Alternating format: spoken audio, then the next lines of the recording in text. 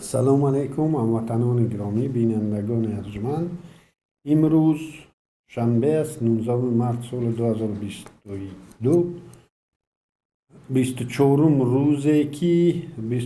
روزی که شهرهای اوکراین از طرف قشنهای روسیه زیر گلوله باران قرار دارند و 113 روز است که در بدخشان گلبدین زیادبکوف بهرامانه به قتل رسانده شد و این 113 روز است که بدخشان از اینترنت قسمتی مرکز به پایتخت و کناره های شهر خروب از اینترنت مسدود شدند.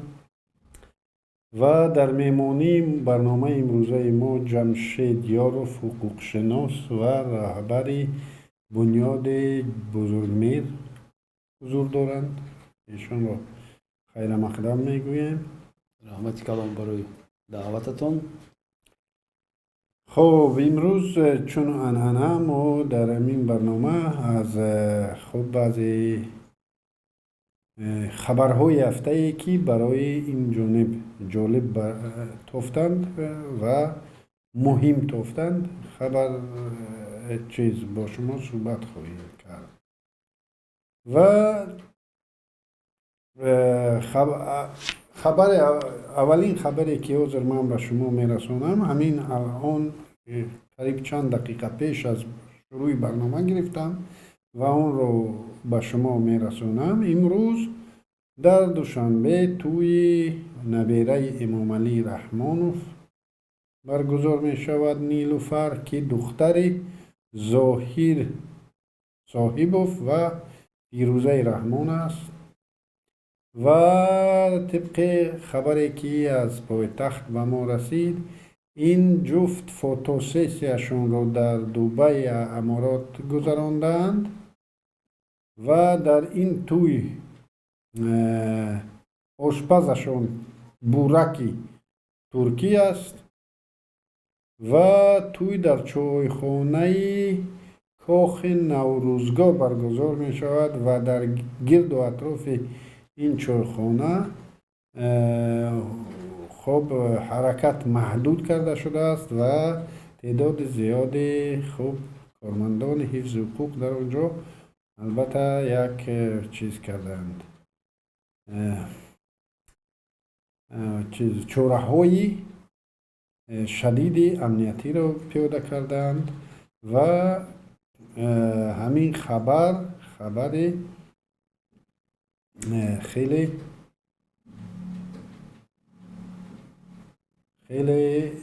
خبری که حاضر همین خبر نو خیلی در یگان رسانه خبری حاضر حالا این خبر نیست. همین حالا در دوشنبه این معرکه در جریان است و ما اولین شده این خبر رو به شما میرسونیم و با چی خاطر از این خبر شروع کردن بگذار تماشابینا یک تعداد جمع شوند تا صحبت خود رو ادامه داده باشیم. و یادآور میشویم که الان ما در کانال یوتیوبی پیمان ملی تاجیکستان قرار داریم و همزمان همین برنامه در کانال ماهواره پیام تیوی پخش کرده می شود مستقیما و این ماهواره را شما می توانید در تاجیکستان تماشا کنید و شاید تعداد قابل توجهی شهروندان علاقه از این ماهواره برخوردارند. باز یک خبر دیگر نوی که اینم دیروز نشر شد در بدخشان گویاکی از 21 مارس با پیشنهاد بعض شرط ها به مردم گفته ایستادند که اینترنت رو دسترس میکنند، دسترسی به اینترنت رو میکشند. ولی ما هم بیکار نشستیم، دست به کار بودیم محض به خاطر همین مسدود کنی ها.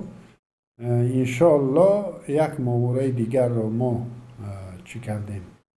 کرایه کردیم و در روزهای نزدیک در ماوره برنامه ما پخش می شود که فورد نفورد تمام شهروندان تاجیکستان از آن برخوردار خواهند شد و ما به خانه هر یک شما وارد خواهیم شد و من بعد چی قدری خواهند اینترنتتان را مسدود کنند شما حداقل اطلاع از حیات تاجیکستان و جهان را اطلاع چی بگوییم بی‌غرضانه و خبرها را از همین ماوره پیدا خواهید کرد و با ما خواهید بود.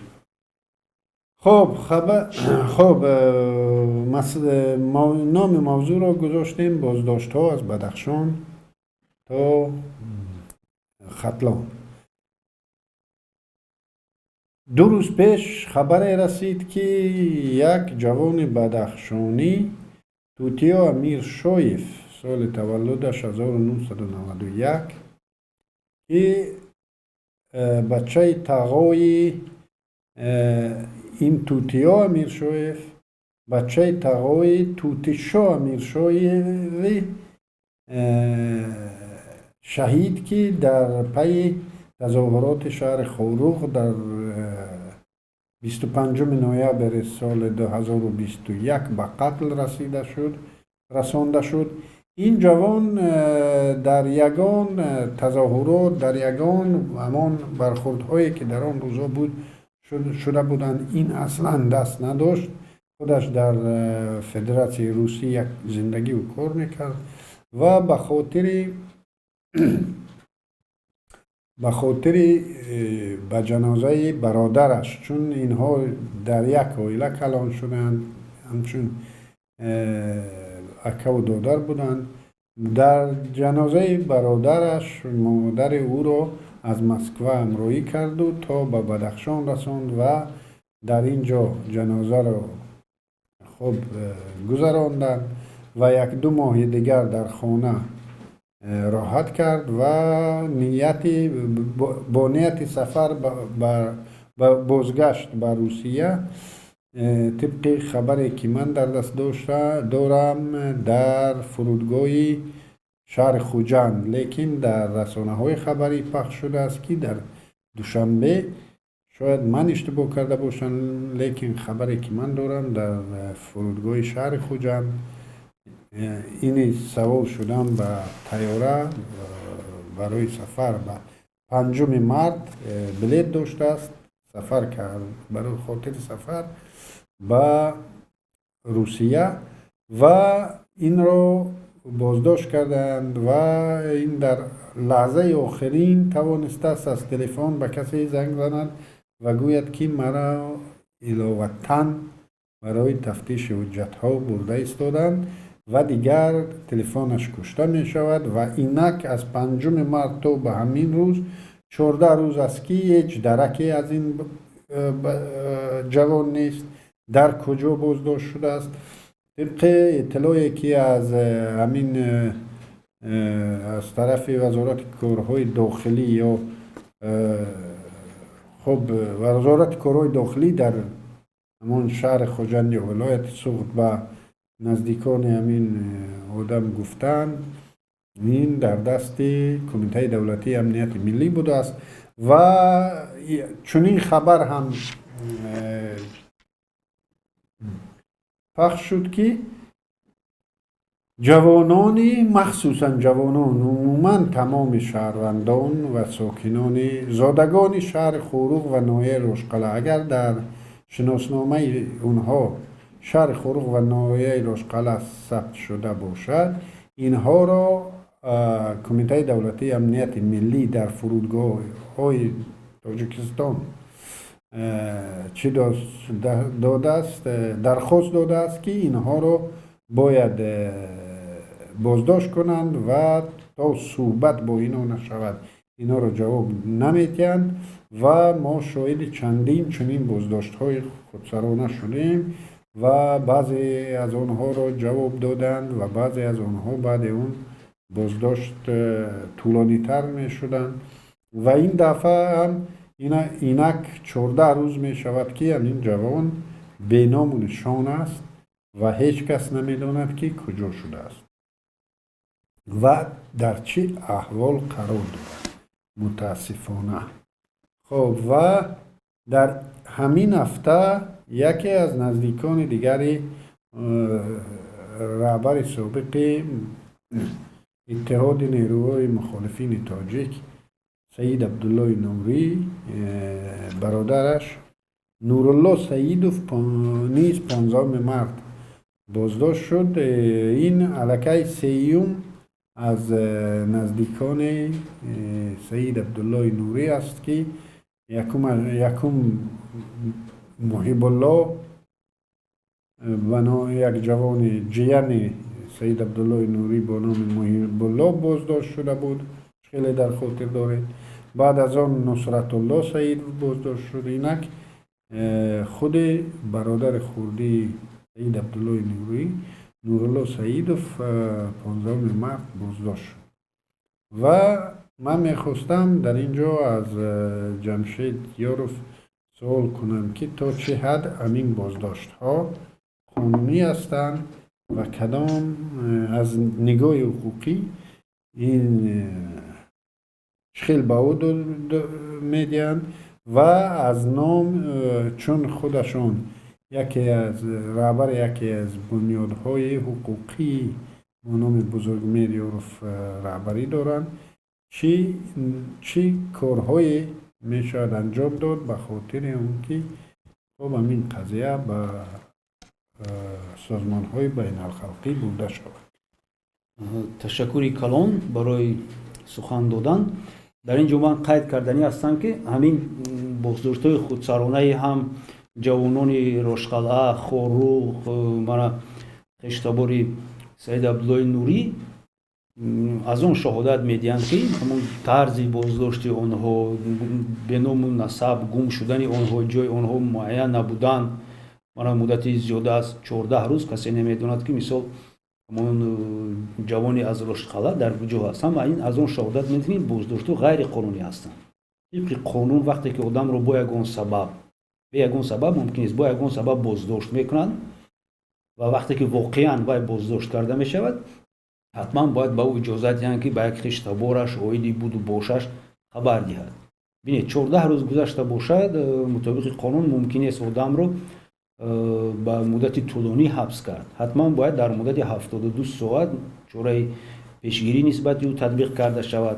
از سببی که اون جوان معلوم نیست در کجا است، در تماس نیست، اونجا خلاصه برآوردن ممکن است که الکی او رو چاره پیشگیری یعنی که حبس نسبت او تطبیق کرده شده است و در خوجند یا که در دوشنبه اگر درست باشد اطلاعات در آنجا در کدام سیزای نگاه داشته می شود.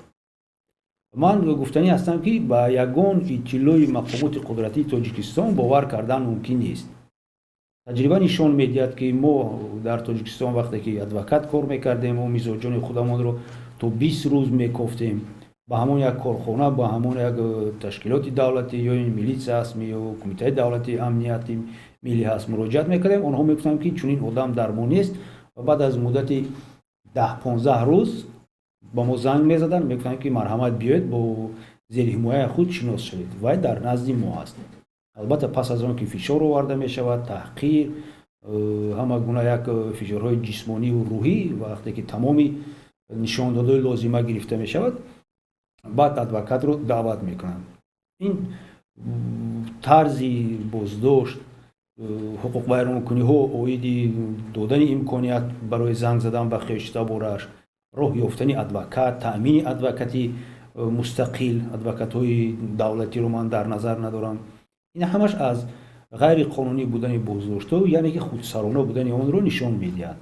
ببینید حکومت با یگان کس جواب نمیدهد برای چی این نفران بازداشت کرده شدند. من خشتباری سید عبدالله نوری خیلی که من فهمیدم از اطلاعات واسطه اخباری اومد گویا برای گرفتن مبلغ از خشتبارشون از خارجه از آلمان متهم میشوند، ولی با کدام ماده آنها رو نسبت آنها پرونده کشیدند معین نیست. آنها حمایتگر دارند یا که ندارند معین نیست.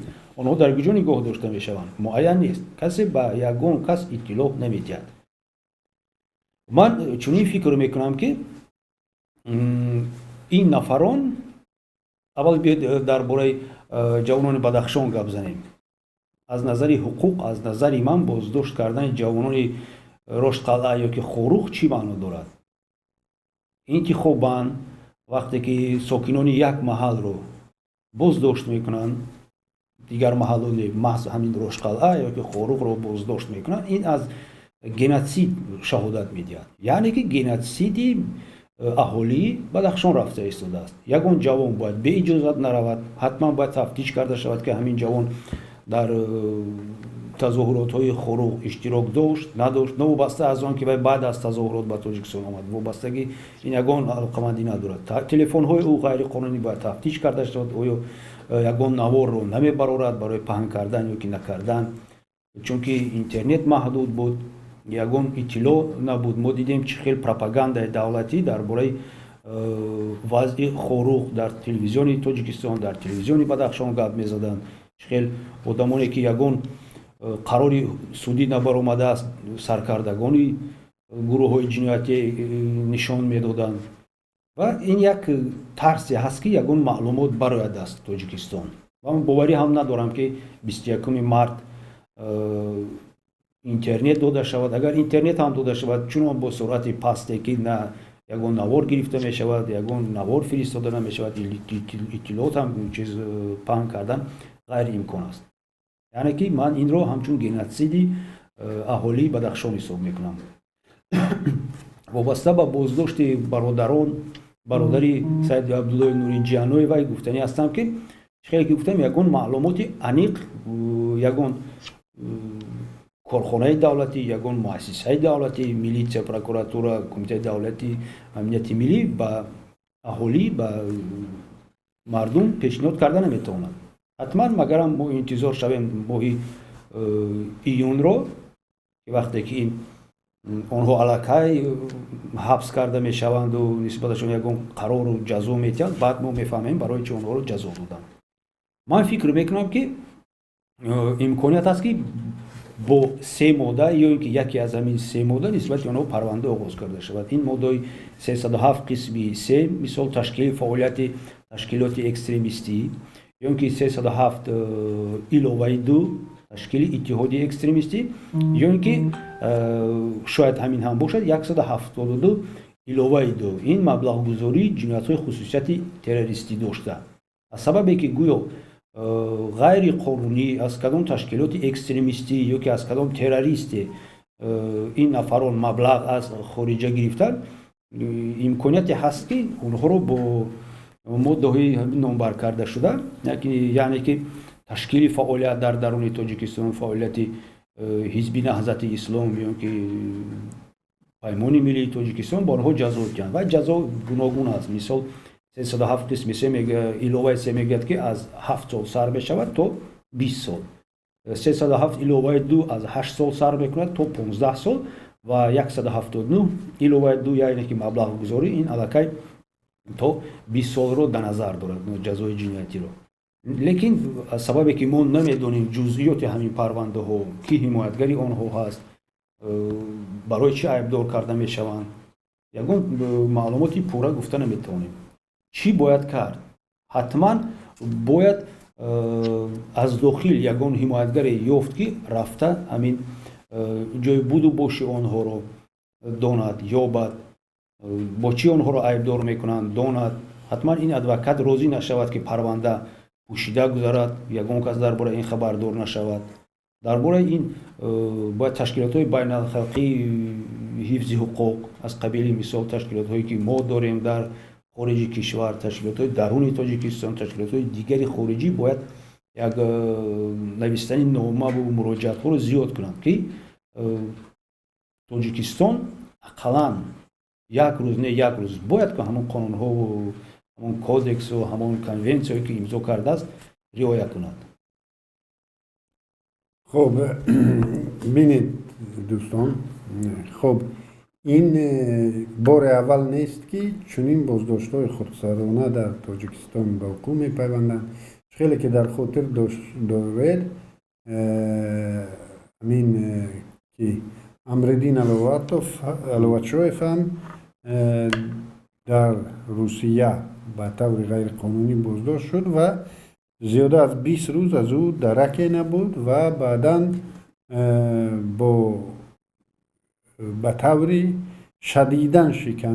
بعد شدیداً شکنجه شدن او را مجبور کردند که از طریق خب نوار کنند و از طریق تلویزیون به بنده پاسخ دهد و اینک جوانی را باز همین خیلی بازداشت و گم کرده اند که خیلی باعث نگرانی است. از طرف دیگر مثال در حالت بدخشان میگم، از طرف دیگر چهارشنبه فهم پروندهش ببینید در پروندهش ماده 189 رو برداشتن در همون روزهای اول و فقط ماده 307 باقی موند. ماده 307 یعنی قسم دو باز گفته می شود که دعوتی عمومی برای سرنگون کردن ساخت کانستیتوسیونی، ولی اونجا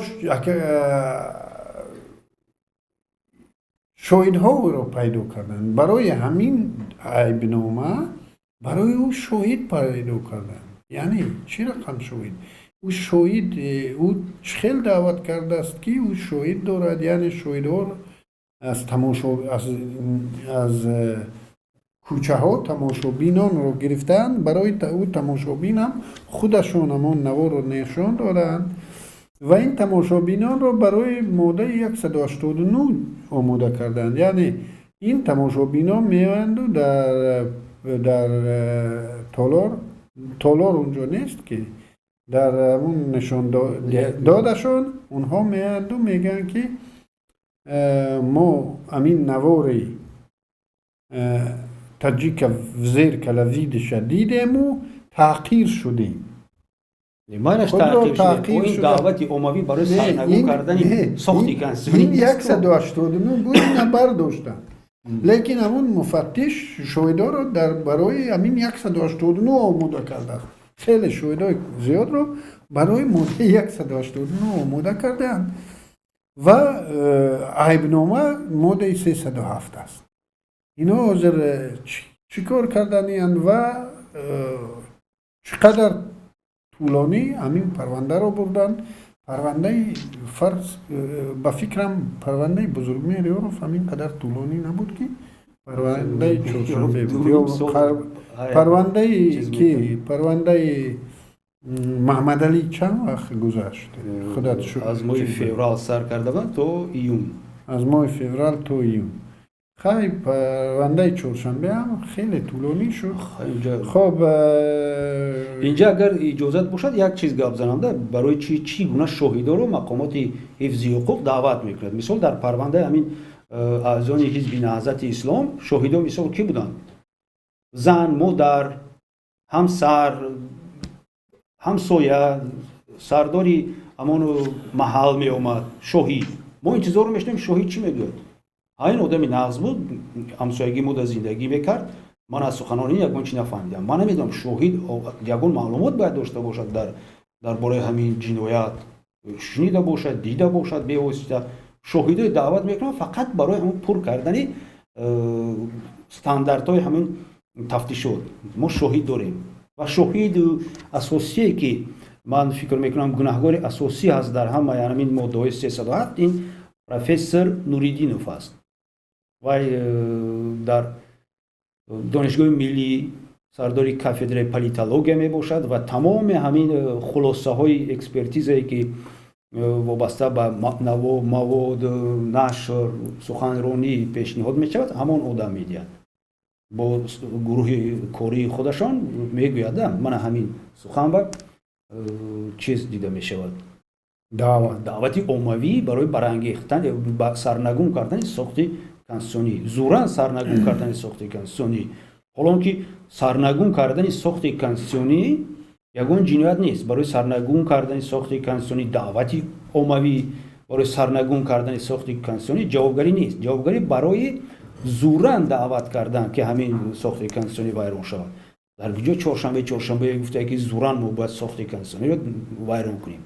حکومتی در تاجیکستان حکومت سه شاخه دارد. یک از شاخه رو برداشتن در کار با ما حکومتی суди лозим нест. мо муллоҳоро мемонем. хел мекунем ки суд мо худамон мекунем ё ки ҳокимияти иҷроияро сарнагун мекунем ё ки сохти президентӣ ба мо лозим нест. Не, вай дар бораи ин нагуфтааст. вай дастгирӣ мекунад аҳолии худро, аҳолии Бадахшонро вобаста ба ҳамин ҳодисаҳои моҳи ноябр. ин фикри шахсии ҳамон одам аст. дар ин ҷо гунаҳгори асосӣ ана ҳамин профессор Нуриддинов бо ҳамон гурӯҳи корие ки ягон тахассуси аниқ надоранд. онҳо як одамоне ҳастанд ки харида шуда, тайёр карда шуда ва чизе ки лозим бошад ҳамонро менависанд. мо худамон ҳамин профессорро мо дар рафти тафтишоти парвандаи Маҳмадали Ҳаитов пурсон шудем. бовар кунед ба ягон чиз ҷавоб дода наметавонад. барои чи чунин хулоса додед намедонам мегӯяд. ин хулосаро дигар кас дод, ман фақат имзо кардам.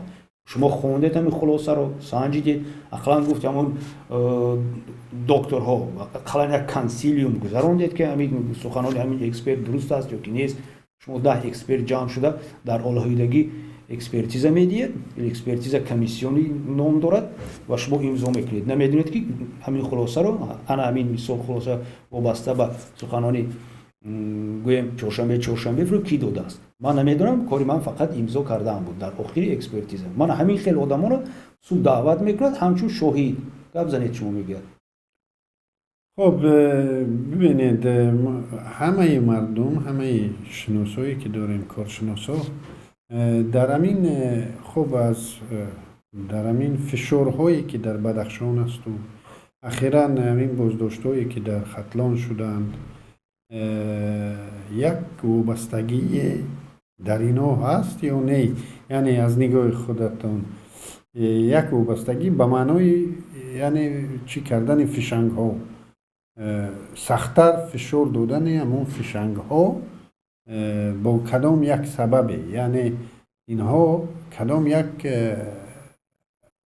چی دارند؟ یک وایمه دارند یا یک دلیل دارند برای اینکه فشار چی در بدخشان خیلی شدید شده است و اینک سیوم از پیوندان سعید عبدالله نوری بازداشت می شود و شاید من بعد باز نوبت کسی دیگر هم باشد. از نگاه شما این چی است؟ یکم که اینها از حکومتداران از فعالیتی از همون درجه شعورنوکی مردم بدخشان سخت میترسند. که همین اگر ما مردم بدخشان رو فشار نیاریم، خب کنید، تظاهرات نکنید، حقوق خودتان رو حمایت نکنید، زیر نظارت نگیرید فعالیت مقامات اجرایی یا که حقوقی رو.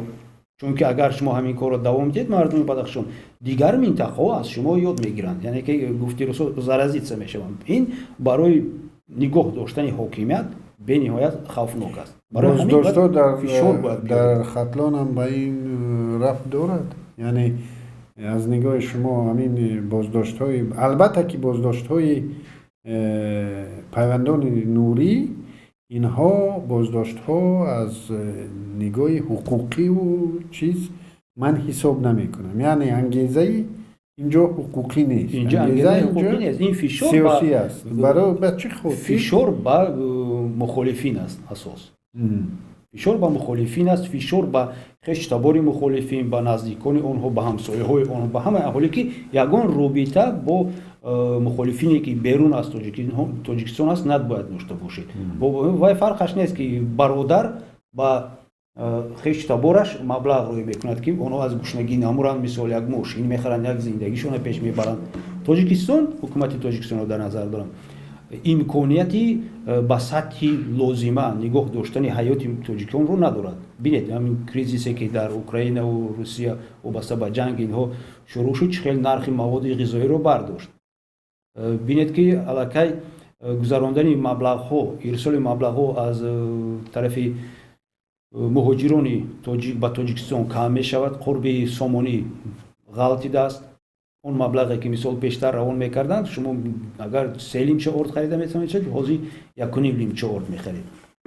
و ببینید که با سخنرانی خود پرزیدنت مشکلی ها شده است. برای همین میانتون رو باز بندید، زیادتر نمیدونیم الکی ما هفتم بار میونم اونو میبندیم چون بستیم که دیگر میونم نمون بریده میشود از بستن. ولی در همین صورت که میگید که احتیاطکار باشید غذای 2 سالتون جمع کنید خودشان عین حال همین امروز حتی ممکن همین حال هم که وقتی که شما این نوروز رو تماشا میکنید در کاخ نوروزگاه جشن دبدبانок زیاده از 500-600 نفر با اشتراک همون پاور بورک حافظان از خارج با یک مبلغی به نهایت کلان تنظیم رو رعایت نکرده مبلغ رو صرف میکنند. یعنی که گفتی روسا что позволено Юпитеру не позволено быку. نمیدونم چه ترجمه میشود. آن چیزی که اجازه داده شده است به حاکمان به خلق عادی اجازه داده نمیشود. شما خودتون رو احتیاط کنید، شما کم غذا خورید ولی قانون رو باید رعایت کنید. قانون رو ما رعایت نمیکنیم برای که قانون رو ما نویستگی هستیم، کسی ما رو نظارت نمیتواند کرد. خب خیلی خوب از موضوع، یعنی موضوع اول برنامه ما رو خیلی خوب به موضوع دوم گذرانده. این موضوع هم خیلی جالب است، برآمد رحمانوف در همین جشن نوروزی و هشدار دادن مردم برای باز هم اینو سخت‌تر بستن چیز کردن، یعنی صرف کرونا چی کردن، مواد غذایی رو صرف کرونا خوردن. او را خیلی صرف کرونا بخوری که او اگر نداشته باشی مثلا ما خیلی ذخیره داریم که ما یکم شرایط ذخیره کردن نداریم. اگر من آرده همون 3 ماه پیش آرده با 180 سومانی میخریدم و 1 تن او را در کجا ذخیره میکردم و امروز که او ارد به 325 رسیده است و در بدخشان به 360 رسیده است. برای یعنی این مسئولیت رو از گردن ساقط کردن. گوشت یعنی من حکومت وقتی شما یخدان دارید ولی برق ندارید. نه من حکومت، رئیس حکومت، یگان چیز از دستم نیست. شما اکنون من بعد چند وقت، بعد 1 سال یا سال آینده بعد میگه که من گفتم کو، یعنی من هشدار دادم شما را که وزنین میآید، شما را گفتم ذخیره کنید. همین قدیم مسئولیت یک پیشوای ملت همین مسئولیتش بود است که وای باید رنگ همین افسانه ها را خونده است. شاید افسانه حضرت یوسف خونده است که گفته است 7 سال سیری میشود و 7 سال گشنگی، در همین سیری جمع کنید و در اون قصه هم نگفته شده است که با فکر شما در تاجیکستان سیری هست. نه این نه چند سال میگه که ذخیره کنید یعنی شما ذخیره کنید که خب گشنه نمانید و بعد چند وقت میاد که من هشدار دادم شما را با امید ما نشوید چون ما شما را با خوراک با یگان چیز تامین کرده نمیتونید، ما شما را حتی حمایت کرده نمیتونید. برای همین هم در قلمرو تاجیکستان ارتش کلانترین روسیه همون دیویزیون 201 رو جایگیر کرده. ما امکانیت شما رو حمایت کردن عموما نداریم، ما امکانیت با شما غذا دادن نداریم، ما امکانیت حتی شما رو از همون کووید پریویفکه کردن نداریم. ما مگر هم از دیگر جو قرض گیریم، از اینجا گیریم، از اینجا گیریم. 30 سال شد ما فقط فکر داریم که چخیل تاجیکستان رو با پیش بریم، لیکن نمیتونیم، مگر هم قرض گیریم از همه جو. خب یک خبر دیگر، وزیرای معارف عوض میشن، میویند و میروند، لیکن کار در همون جایی که هست در همون جو باقی میماند. یک خواننده صنف دهمی در ناحیه باختر، شهنازه سفر و در اثری خب همون مرشروفکه جان میسپارد، یعنی به خب دیگر تلفات جانی می شود و باز در اینجا شاید برای او دردهای چیز پیدا می کنند، دردهای خب نعالج نشونده رو پیدا می کنند که خب سببگوری همین واقعی مدهش شده است. ولی ما که مردم ساعتهای دراز، روزهای دراز در آفتاب تو سوزانی ها در خنکی و باز با همان پوششی که ما از اونها رو هم امر میکنیم اطلس پوشند در بیرون حرارت هوا چقدر نباشد اونا باید با اطلس بیاند و چند ساعت در اونجا بیستند ساعت‌های انتظار شوند و شاید یک کودک و گردهش چی میگن سست باشد میگن پوچ چنین دستاتش نستن خیلی چی است یعنی گرده به طور کافی کار نمی کند لیکن اگر امین کودک را از امین ریسک ها احتیاط کرده نگاه داری این کودک به کمال می رسد به بلاغت می رسد و شاید هم تبابت هم کردن امکان پذیر می شود لیکن اگر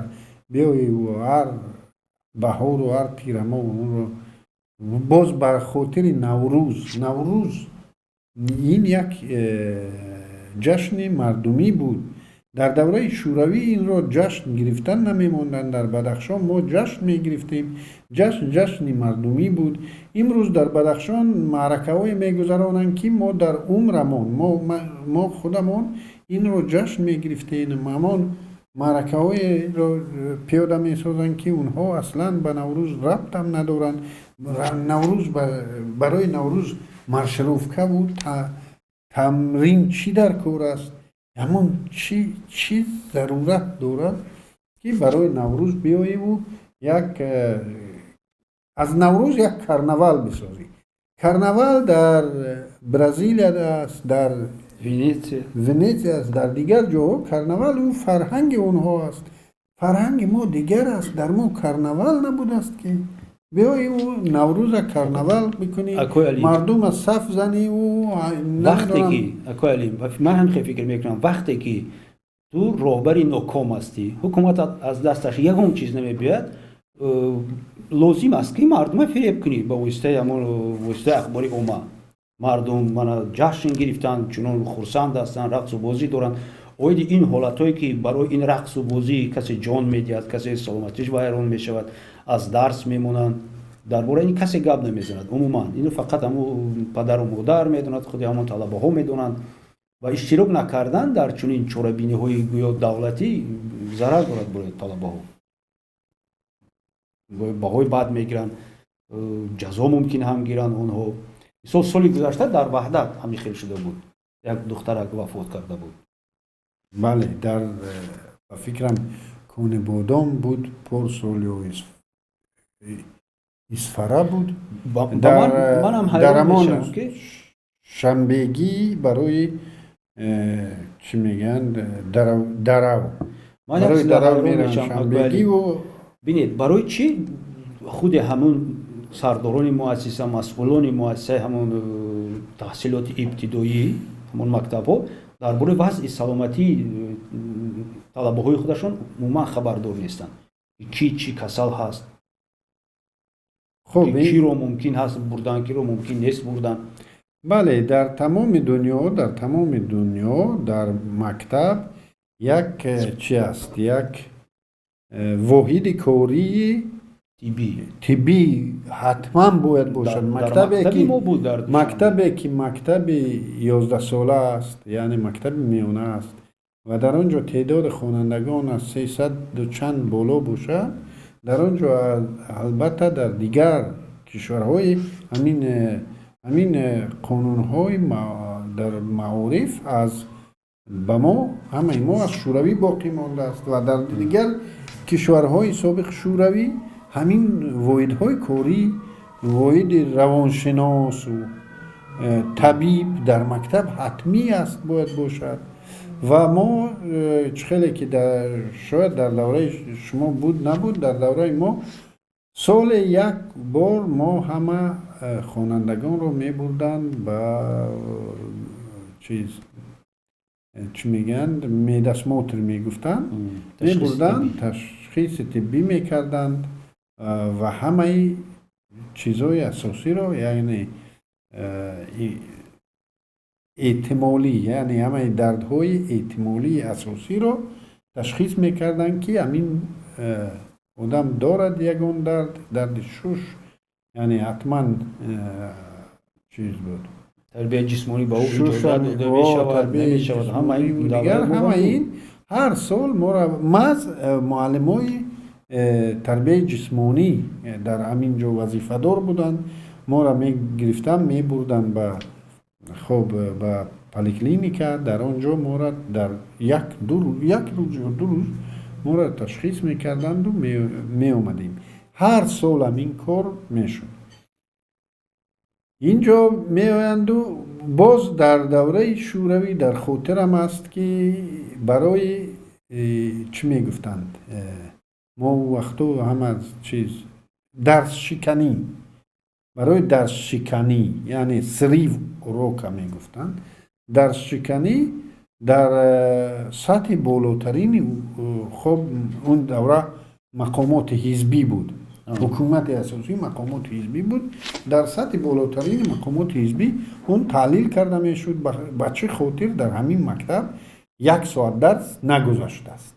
من در خاطر دارم چقدر وقت چند وقتا در همان می گفتن بیوروی گرکام یا بیوروی ابکام این رو چی میکردند، محاکمه که میکردند که 1 ساعت درس در فلان مکتب نگذاشته است. در ما ببینید از طول 1 ماه طول 2 ماه خوانندگان رو بند میکنن برای مارشروفکا. بعد با زمین وزیرای معارف رو میپرسی، اینا میگن که اینها رو در ساعتهای بیرون از مکتبی این جنایت 2 برابر است و فوجیه نسازید از این فوجیه نسازید، یعنی ما از این جنایت 2 برابر است. یعنی شما همون 6 ساعتی که یا 5 ساعتی که فرزند من در مکتب میخوند همون او باید حتما بخواند، با پگاه باید حتما وظیفه خانگیش رو اجرا کند و خب با آمادگی به مکتب بیاد و باز شما برای او وقت رو پیدا میکنید که او در این وقت پیدا شده او بیاید و برای شما رقص و بازی کند و باز با پوشاکی با موسم سال ناموافق، چون شما میخواهید که او دختر با اطلس بیاید و با همون پاپوشی تابستانه در فصل سرما او را مجبور میکنید که با همون ساعتهای دراز بیستد و بیاید و باز در فصل گرما باز او را به یگان سرپوش در آفتاب تفسون نگاه می‌دارید و 1 لیتر آبش هم نمیتید که او از زمان آب خورده چیزش نشود، یعنی آبش از بی آبی گم نکند، بیهوش نشود. بی آبی هم خیلی برای سلامتی ضرر. شاید اکوی علیم این وزیر نو یگون وزیر نو در نو این آمد باز تلفات جانی وزیر نو آمد است با بعد تنقید رئیس جمهور که اصلاحات در ساحه معارف را امر داد که اصلاحات باید در ساحه معارف گذرانده شود و مز همین وزیر حاضر با همین وزیر اصلاحات کردنی هم که در نو به حکومت آمدنش الکی 1 ماه 2 ماه نشده تلفات جانی رو داریم که بر اثر مز همین مارشروفکا و همون انعنه غیر قانونی سابق شوروی که حتی در سابق شوروی ما مارشروفکا نداشتیم، ما مارشروفکا نداشتیم، فقط همون زرنیچه و ارلیانوک میگفتن، همون چند خواننده که در ارلیانوک اشتراک میکردن اونها میرفتن برای مارشروفکا و دیگر، لیکن ما دیگرها در صنفخانه بودیم، اصلا مجبوری هم نبود، اصلا معنای مارشروفکا نبود. اینا اومدن در یگان کشور سابق شوروی همین کار نیست، نه در ازبکستان، نه در قرقیزستان، نه در آذربایجان، در همین شاید در ترکمنستان باشه. خیلی باید نشون دهیم که نسل نورس خیلی هم شاد است که در بهشت دنیا زندگی میکند. تمام دنیا آرزو دارد که در تاجیکستان زندگی کنند، ولی ویزا به آنها نمیدن. برای بهشت هر کس راه نمیتوند یافته. من بینید مردم در تلویزیون بینید که نسل نورس خیلی شاد است، خرسند است. حتی مکتب هم آنها روزی هستند که نروند، ولی باید رقص بازی کنند و احساسات خوشنودی خودشان را نشان دهند که خدا به آنها باز یک روز دیگر داد، روز استقلالیت داد و هاکذا و هاکذا. و خدا رو شکر کردن در کار است که من همین خیلی مارشیروف که معرکه را در 31 دکمبر به جان ماندن حالا، وگرنه از خونکی یک قطار آدم میمورد. خب و آخرین خبری که من میخواستم با شما یک خواهش از تماشابینان، محترم تماشابینان، مسئله هایی که ما در اینجا محاکمه میکنیم لطفاً نظر خود رو در زیر نویسید. یعنی نظری که فرض کردیم چرا همین فشارها چی در بدخشان و چی در ختلان، یعنی چرا نزدیکان سعید عبدالله نوری رو علاکه 3 نفر از پیوندانش رو زندان میبرند، چرا در بدخشان همین قدر فشار است. به همین مسئله هایی که ما در اینجا محاکمه میکنیم شما در زیر در شرح نویسید و نظر خود رو با ما در میان گذارید. شاید فکر جالب پیدا شود، البته فکر جالب پیدا می شود و در دیگر موضوع هم، در همین موضوع مارشروفکه و موضوع باز کدام موضوع را گفتیم من جمشید، در این موضوع نظر خود رو در زیر نویسید و فراموش نکنید ابونه شدن رو در همین کانال یوتیوبی پیمان ملی تاجیکستان.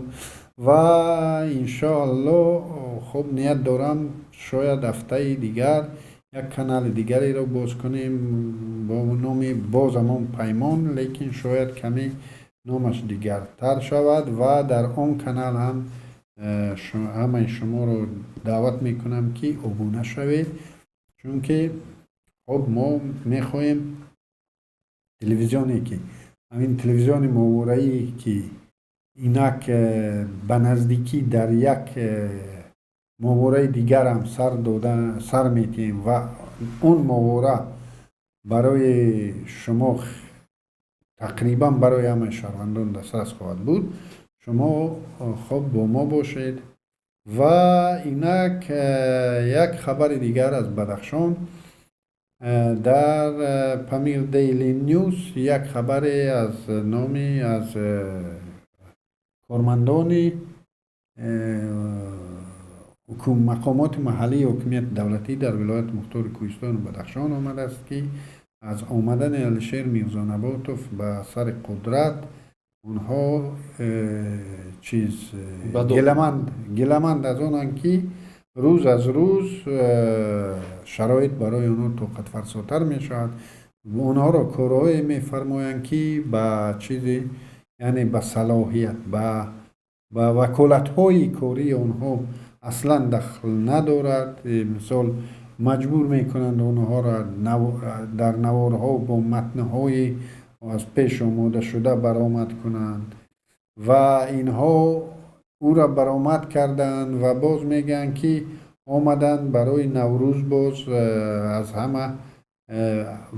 همه را گروزیت کرده ایستادند که اداره به اداره برای گشتنگیری جشنی هر یک اداره مثال قالین بخرد، دیگری یخدان بخرد، سیومش نمیدونم چی بخرد برای هدیه ها برای گشتنگیری جشنی در شهر خروق و همه این رو خب بالای مردم بار کرده ایستادند و مردمی که امروز بر اثر اون چیزی که خود امین رحمانوف در برآمدش میگه که ذخیره کنید، مصرف زیادی نکنید، خب ما میدانیم که در روسیه بر اثر همین جنگ و تحریم ها حاضر شرایط مهاجران ما خیلی به مراتب بدتر می شود و این حتی همین حکومتدارانی که خودشون در حکومت هستند در اونجا هم همه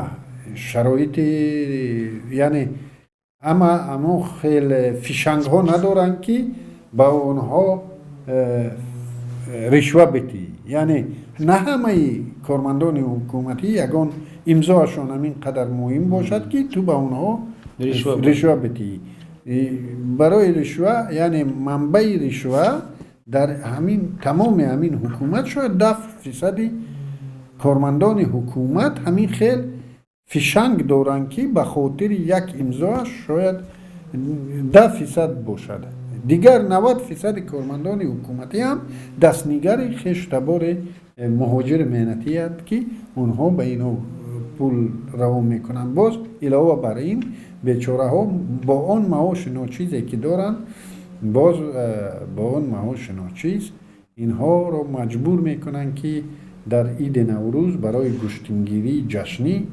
اینها بیایند و برای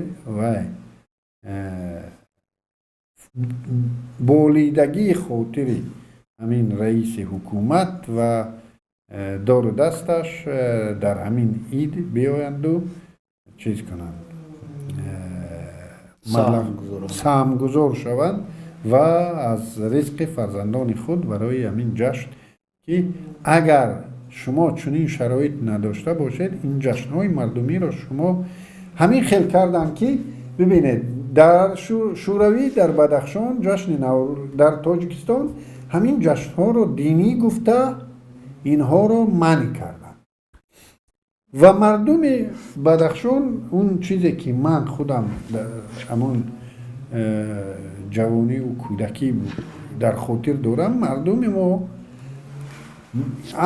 همین جشن رو مذهبی گفته دینی گفته از این دفاع میکرد و این جشن رو با دبدبه این عید رو با دبدبه جشن میگرفتیم و در دوره شوروی این عید مردمی باقی ماند اون مردمیتی که در این عید بود اون مردمیت در این عید باقی مانده بود و امروز که این عید رو سیاسی کردن این عید رو مشروفکه کردند و همه اون کارهایی که برای این عید کرده ایستادن این عید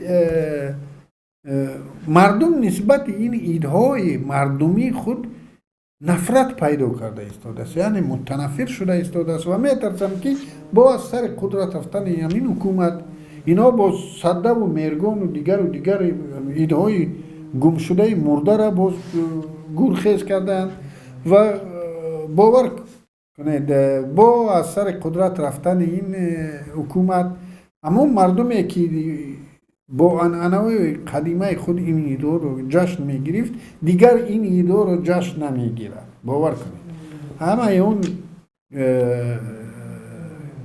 چیز همه اون جشن باشد چیزی که نباشد عنعنه‌های مردمی که سیاسی شدن و از طرف دولتی که اونقدر محبوب نیست در نزد مردم اگر این دولت بیاید و یک معرکه مردمی رو بگیرد و سیاسی کند باور کنید نفرت که نسبت حکومت است همین نفرت نسبت همون معرکه می شود و باور کنید که این یک تیشه بر ریشه خود زدن است همین کاری که این حکومت می کند و اجبار می کند که مردم بیاید و این فرض کردیم فلان شعبه معارف باید یخدان بخرد و حفظ الصحت باید نمیدونم قالین بخرد و طبابت خانه باید اینش بخرد و باز یک بدبختی دیگری داریم که همین صاحبکارانی که گویا صاحبکار خصوصی هستند و یا از ساختارهای دولتی هم به غیرت ترن اونها رو هم فرمایش میدن اونها هم همین خوب فرمایش ها رو فرمایش میدن که در مسابقه جمهوریوی بین رئیسان ناحیه ها барои худро дар назди президенту дигар ҳамон ашрафзодаҳо содиқу чӣ мегӯям ҳамин содиқ буданашонро нишон диҳанд. дар ин ҷо дар асл мусобиқа ба фикри ман рафт шудааст байни ҳамин раисони ноҳия ки бештару ки хушрӯтару ки дабдабанотар мекунад. ҳатман ба фикри ман як қисм аз бюҷет ҷудо мешавад барои ҳамин идҳо. бале каме ҳам бошад ҷудо мешавад. завод сохтан дар кор нест, корхона сохтан дар кор нест, ид кардан дар кор. ид кардан дар кор. Мана метро сохтан лозим аст. албатта ки бо кадом қисми ҳамон бюҷет қатӣ. дар бораи ки ба кор таъмин кунем мардумро бо свет бо энергия таъмин кунем ин нест. ҷустани ягон истихроҷои зеризаминӣ газ нефт лозим нест. хуб як соат барнома одатан ман як соат мегузаронам. хуб ягон гуфтагии дигаре дошта бошем. марҳамат, агар не худоҳофизӣ не худоҳофизӣ мекунем бо тамошобинони шумо. ташаккури зиёд ки даъват кардед моро. ҳатман дар навбати худамон мо шуморо ҳакоялим бар канали худамон дар фонди бузургмеҳр даъват мекунем.